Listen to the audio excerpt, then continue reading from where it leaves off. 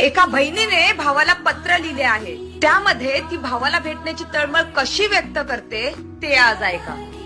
गर्दीत माणसांच्या हरवला माझा भाऊ, सांगणारे दादा तुला कोणत्या पत्त्यावर भेटायला येऊ.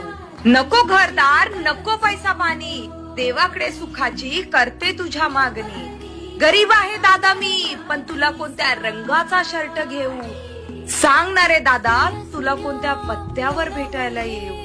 दादा तुला माहित नाही तुझ्या दाजींचे काम सुटले आहे आणि आम्ही गावाकडे आलो आहे.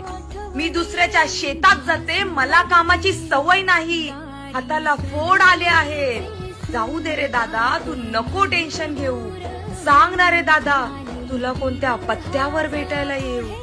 तू उचलत नाही फोन म्हणून वहिनीला फोन केला, वहिनीने रॉंग नंबर म्हणून फोनही कट केला.